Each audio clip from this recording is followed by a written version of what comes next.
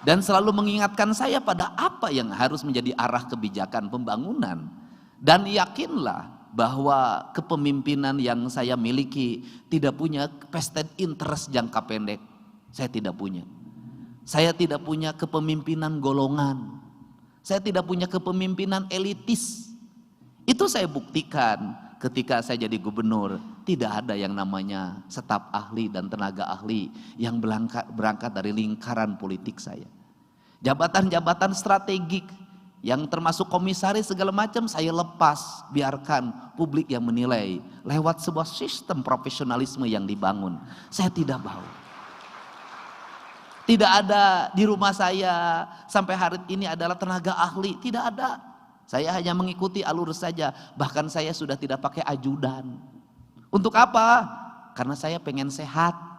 Kenapa pengen sehat? Biarkan saya buka pintu sendiri, biarkan saya cabut handphone sendiri, biarkan saya berjalan sendiri.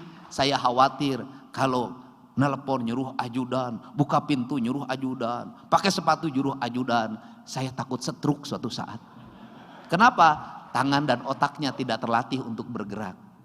Saya ingin belajar dari Pak Aher yang mengatakan, saya tetap naik Vespa agar apa? Agar otak kiri dan otak kanan saya seimbang. Itu. Ternyata sekarang seimbang, Pak Aher dan Bu Aher dua-duanya DPR RI.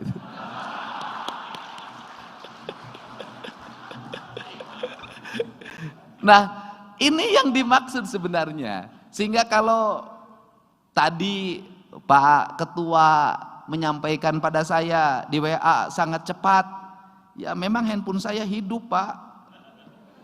Itu tiap hari nih saya dapat lapor nih baru nih. Ini laporan dari pengacara Kang Gub, alhamdulillah korban malpraktek di Kabupaten Sukabumi sudah mendapat kompensasi 450 juta.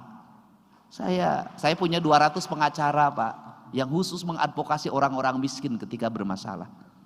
Pagi-pagi sudah ada di depan rumah saya yang tidak punya tangan dan tidak punya kaki.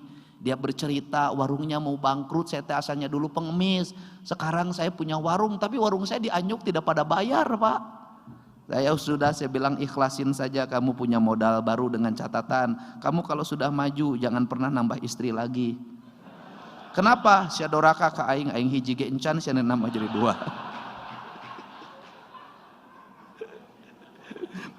Saya itu memang handphone saya hidup. Ada juga yang WA, ini ada Kang Dedi I love you. Mung angges kolot sih. Ya handphone saya hidup Pak, dan saya merasa tidak enak kalau tidak menjawab WA itu. Artinya apa? Mau pahit, mau tidak, saya harus tetap menjawab. Kenapa? Karena politisi itu Pak tidak ada struktur Pak. Jabatan memang gubernur, tapi struktur sebagai politisi sama. Dan ciri khas sebagai politisi itu adalah menjalin persahabatan, menghormati orang siapapun dia. Agar apa? Agar kita tidak kehilangan teman. Jadi saya ke Kang Iwan selalu bilang, WA langsung, siap pimpinan, dilaksanakan. Dan ternyata Bapak sekarang jadi pimpinan. Itu bagian dari doa saya sebagian doa. Nah yang terakhir, saya juga mohon maaf. Jadi kalau kata orang saya politik populis, selalu ingin mengambil citra-citra populisme, itu saya tidak. Kenapa? Karena saya punya jiwa kekeh Pak. Kalau sudah itu menjadi pikiran saya, menjadi orientasi saya, misalnya studi tour, orang demo segala macam, saya mah kekeh. Ini tidak boleh dilaksanakan. Kenapa? Kasihan banyak orang yang pinjam ke sana ke sini, saya sudah tahu. Saya kasihan juga rakyat-rakyat di kampung, kasihan juga orang berpenghasilan rendah, dan kasihan juga studi tour itu judulnya studi tour tapi isinya piknik. Dan kemudian kasihan juga guru selalu menjadi tudingan yang negatif bagi masyarakat. Saya kekeh itu Pak. Dan alhamdulillah yang kemarin saya sudah bertemu memberikan penjelasan, akhirnya tadinya katanya demonya mau besok, demonya juga sudah dibatalkan. Itu kekeh. Saya kekeh juga bahwa orang-orang harus sekolah. Daripada nanti ribut di media sosial, karena urusan sekolah itu 2 mata pedang. Kenapa? Kalau kemarin saya tidak membuka ruang yang boleh 50 orang, tetap saja gubernur akan menjadi sasaran kemarahan. Kenapa? Karena 47.000 orang tidak terima sekolah. Dan itu kepala desa itu sudah bawa pasukan datang ke sekolah, nyamuk ke kepala sekolah, saya bangun tempat ini tanahnya dari saya, kenapa di kampung saya tidak diterima, aing mau urusan, kudu katerima kabeh, pasti begitu Pak.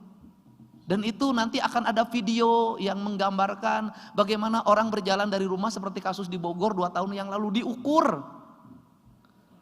Itu kan zonasinya katanya saya kurang 30 meter, ternyata lebih, ini cukup, ribut Pak. Nah akhirnya saya milih yang mungkin pilihan itu adalah pilihan buruk dari yang terburuk. Sudah, tambah kelasnya. Kemudian apa solusinya? Panas, tambah AC. Kemudian apa solusinya? Percepat pembangunan ruang kelas baru, percepat rekrutmen guru baru sehingga tahun depan mereka sudah kembali ke zona nyaman. Gak ada pilihan. Barak gak ada pilihan Pak, karena kenakalannya sudah dibunuh. Gak ada pilihan. Penyakitnya, Ibu Neti, penyakitnya anak-anak itu spilis, HIV. Gak ada pilihan bagi saya kecuali merubah dengan cepat, rubah mindset. Setelah itu, ini bahan kajian teman-teman. Apa? Setelah mereka pulih dan kemudian mereka menjadi anak-anak yang siap hidup dengan baik di lingkungan masyarakat, orang tuanya ada yang tidak datang menjemput. Ada yang anaknya depresi, gak mau pulang ke rumah karena berhadapan dengan orang tua yang tidak nyaman, bertengkar dalam setiap hari. Akhirnya saya memutuskan, udah tinggal di provinsi, nanti ada unit-unit layanan, Anda kembali tempat di sini, bersekolah saja di Bandung, gak usah pulang ke rumah. Sampai ada yang ngancam bunuh diri saya, kalau pulang ke rumah saya mau bunuh diri Pak Deddy. Ini rakyat kita. Dan ternyata relung itu sangat kuat, luar biasa. Dan itu hanya bisa dijalani dengan apa? Dengan kita rajin bermedia sosial, baca itu tiap hari, apa isi komen, apa yang terjadi, peristiwa apa yang terjadi, sehingga saya lebih dulu cepat tahu dibanding dengan kepala dinas. Dan kemudian teman-teman di daerah boleh WA pada saya, Anda sampaikan apa problemnya, dan ini harus dilakukan. Dan ini akut, problem ini 54 juta penduduk di dalam sebuah wilayah yang hari ini orang tidak punya tanah untuk bangun rumah, dempet-dempet sempit-sempit, termasuk Ibu Neti. Hari ini apa yang terjadi pada anak-anak kita? Di rumah saya Pak, nauzubillah, hampir tiap hari orang mengadu minta dilindungi anak-anak di bawah usia 7 tahun, 6 tahun mengalami pelecehan seksual. Saya harus gerak cepat, koordinasi dengan Polda, dengan Polres, tangkap. Dan itu mohon maaf menodai agama kita. Sudah puluhan yang dilakukan oleh oknum guru ngaji atau pimpinan pondok.